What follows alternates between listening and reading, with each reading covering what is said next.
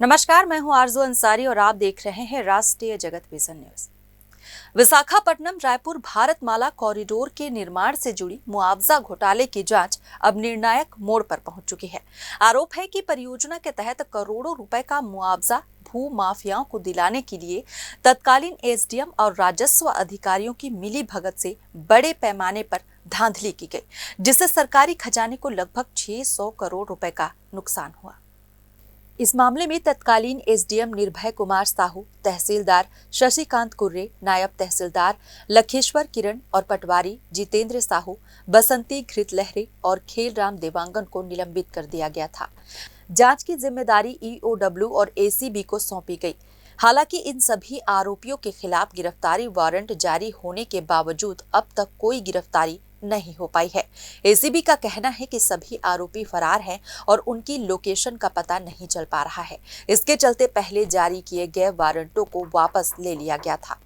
अब रायपुर स्थित भ्रष्टाचार निवारण अधिनियम की विशेष अदालत के न्यायाधीश नीरज शर्मा ने सख्त रुख अपनाते हुए सभी 6 आरोपियों को 29 जुलाई को अदालत में हाजिर होने का अंतिम निर्देश जारी किया है। न्यायालय ने स्पष्ट किया है कि यदि इस बार भी आरोपी पेश नहीं होते तो उनके खिलाफ आगे की कठोर कार्रवाई की जाएगी।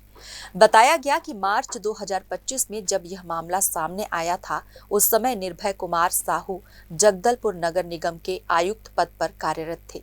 जांच में सामने आया कि इन अधिकारियों ने आपसी साठगांठ से जमीनों का गलत मूल्यांकन कर मुआवजा राशि को कई गुना बढ़ाकर भू माफियाओं को भुगतान दिलवाया।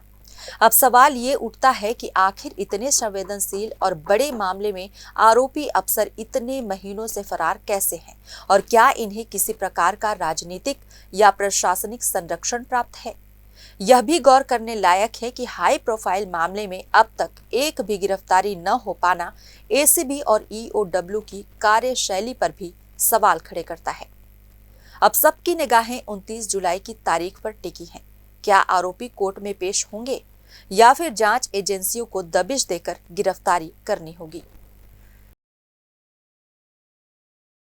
फिलहाल इस खबर में बस इतना ही। देश प्रदेश की खबरों से अपडेटेड रहने के लिए हमारे चैनल को सब्सक्राइब करें और नए खबरों के नोटिफिकेशन के लिए बेल आइकन जरूर दबाएं। नमस्कार।